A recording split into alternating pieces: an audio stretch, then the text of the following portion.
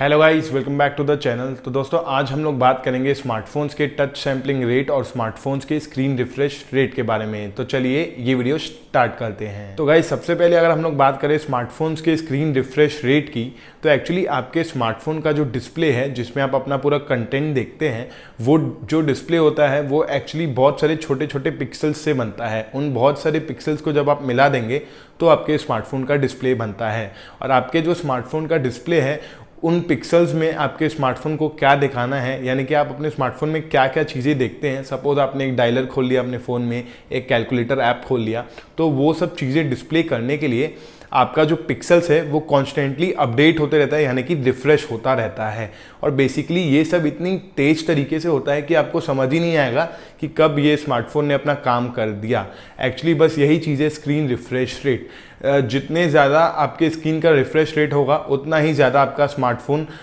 Smooth चलेगा। और जब भी आप अपने स्मार्टफोन्स को यूज़ करेंगे, यानी कि ऐप्स के बिटवीन स्क्रॉल करेंगे या कोई भी गेम खेलेंगे या वीडियो देखेंगे, तो वो बहुत ही स्मूदर तरीके से होगा, जस्ट बिकॉज क्योंकि आपके स्क्रीन का रिफ्रेश रेट हायर है। तो बेसिकली स्क्रीन रिफ्रेश रेट का मतलब यही होता है कि आपका स्मार्टफोन 1 सेकंड के अंदर कितनी इमेजेस ज़्यादा से ज़्यादा रेंडर कर पाता है, यानी कि आपको प्रोवाइड कर पाता है, ताकि जो भी चीज़ आप अपने स्मार्टफोन में उस समय खोलें तो वो बहुत ही स्मूथ तरीके से हो जाए और आपको पता चले कि आपका स्मार्टफोन एक सेंस ऑफ मोशन में है, यानी कि आपका स्मार्टफोन चल रहा है और ना कि वो एक जगह अटक गया है। फॉर एग्जाम्पल, आप अपने स्मार्टफोन में एक वीडियो देख रहे हैं, तो आपके स्मार्टफोन का जो वो डिस्प्ले है जिसमें आप वीडियो देख रहे हैं, बेसिकली वो भी एक इमेज ही है, ना कि वो कोई वीडियो है। सुनने में गाइस बहुत अजीब लगेगा, पर एक्चुअली होता क्या है कि हमारे स्मार्टफोन का जो प्रोसेसर होता है वो इंडिकेट करता है पिक्सल्स को अलग अलग कंटेंट दिखाने के लिए। तो वो जो आपके स्मार्टफोन का प्रोसेसर है वो बेसिकली बहुत सारी इमेजेस को लगातार दिखाता है, और वो इतनी तेज़ी से दिखाता है कि आपको पता ही नहीं चलेगा कि वो एक इमेज है, बल्कि वो एक तब तक वीडियो का फॉर्म बन जाता है, यानी कि एक वीडियो के रूप में पेश कर दिया जाता है। वो चीज़ आपको दिखेगी ही नहीं, वो इतनी तेज़ी से होती है 1 सेकंड के अंदर। फॉर एग्जांपल, अगर आपने कोई वीडियो 60 FPS पे देखा, यानी कि 60 फ्रेम्स पर सेकंड, तो उस वीडियो में एक्चुअली 1 सेकंड के अंदर आपका स्मार्टफोन 60 इमेजेस कैप्चर करके तुरंत 1 सेकंड में वो 60 इमेजेस दिखा देगा, जिससे आपको क्या लगेगा कि ये एक वीडियो है और ना कि एक इमेज। और बेसिकली आप लोग का स्मार्टफोन का डिस्प्ले भी इसी तरीके से ही काम करता है, यानी कि आपके स्मार्टफोन को पता है 1 सेकंड के अंदर उसको 60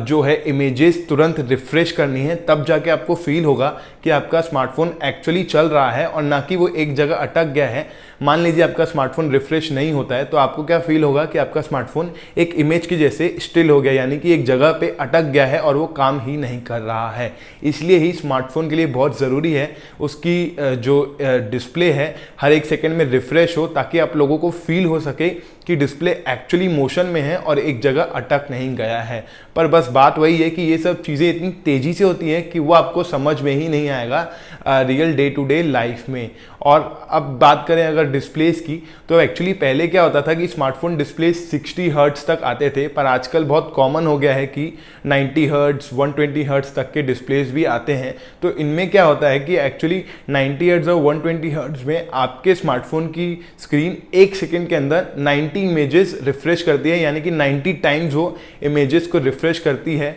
ताकि आप जो अपने स्मार्टफोन में कंटेंट देख रहे हैं वो तुरंत ही अपडेट हो जाए। और सेम यही चीज़ होती है 120 हर्ट्ज वाली स्क्रीन के साथ भी। आपका स्मार्टफोन 1 सेकेंड के अंदर 120 इमेजेस या 120 टाइम्स इमेजेस को रिफ्रेश करता है, जिससे आपको पता चलता है कि आपका स्मार्टफोन मोशन में है, यानी कि चल रहा है और वो अटक नहीं गया है। तो जितना ज़्यादा हायर रिफ्रेश रेट उतना ही स्मूदर एक्सपीरियंस रहेगा आपका आपके स्मार्टफोन को यूज़ करने में। फॉर एग्जांपल, वीडियो गेम्स खेलने में या कोई भी वीडियो जब आप देखते हैं तो आप समझ जाएंगे कि वो बहुत ही एक स्मूथ तरीके से आपका स्मार्टफोन काम करेगा। तो बेसिकली अब अगर बात करें टच सैम्पलिंग रेट की, तो ये चीज़ बहुत ही अलग है स्क्रीन रिफ्रेश रेट से, क्योंकि टच सैम्पलिंग रेट का मतलब ये होता है कि आपके स्मार्टफोन का जो स्क्रीन है वो 1 सेकेंड में आपके टच को कितनी बार सेंस कर सकता है। यानी कि आपने अगर अपने स्मार्टफोन में कोई भी चीज़ क्लिक की, सपोज मैंने डायलर ऐप क्लिक किया, तो वो डायलर ऐप आप जैसे ही क्लिक करेंगे आपका स्मार्टफोन तुरंत डायलर खोल देगा।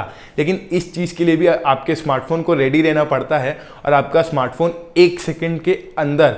मतलब 120 टाइम्स स्क्रीन को रिफ्रेश करते रहता है, यानी कि आपके टच को सेंस करने के लिए 120 टाइम्स रेडी रहता है, ताकि उस 1 सेकेंड के अंदर जब भी आपका क्लिक हो कोई भी चीज़ पे तुरंत आपका स्मार्टफोन वो चीज़ को सेंस कर लेगा। तो स्मार्टफोन्स का जो टच सैम्पलिंग रेट होता है वो बेसिकली स्मार्टफोन्स की स्क्रीन रिफ्रेश रेट का डबल होता है या उससे ज़्यादा होता है। अगर कोई स्मार्टफोन का रिफ्रेश रेट 60 हर्ट्ज़ है तो उसके स्मार्टफोन का टच सैम्पलिंग रेट 120 हर्ट्ज़ होता है, और अगर किसी स्मार्टफोन के डिस्प्ले का रिफ्रेश रेट 90 हर्ट्ज़ है तो उसके टच सैम्पलिंग रेट 240 हर्ट्ज़ या 360 हर्ट्ज़ भी हो सकता है। तो बेसिकली एट द एंड मैं यही कहना चाहूँगा कि टच सैम्पलिंग रेट और स्क्रीन रिफ्रेश रेट ये दोनों ही स्मार्टफोन्स के डिस्प्ले के बहुत इंपॉर्टेंट एस्पेक्ट्स हैं, और ये दोनों ही इंटर रिलेटेड हैं। क्योंकि अगर एक स्मार्टफोन में स्क्रीन रिफ्रेश रेट अच्छा है और टच सैम्पलिंग रेट अच्छा नहीं है तो आपका जो टच है वो बहुत ही डिले हो जाएगा, यानी आप कोई भी चीज़ पे क्लिक करेंगे तो बहुत ही देर से आपका स्मार्टफोन सेंस करेगा, उसको पता चलेगा कि स्मार्ट यूज़र ने ये चीज़ पे क्लिक भी किया है, और अगर क्लिक होगा भी तो भी वो इतने स्मूथ तरीके से नहीं खुल पाएगा। ये दोनों ही चीज़ें ज़रूरी हैं और आपस में इनका जो रेशियो है वो एकदम बैलेंस्ड होना चाहिए, तभी आपके स्मार्टफोन का एक्सपीरियंस एकदम स्मूथ हो पाएगा। तो आई होप आप लोगों को ये दोनों ही चीज़ें समझ में आ गई होंगी और आप लोगों को ये वीडियो पसंद आया होगा। वीडियो देखने के लिए थैंक यू।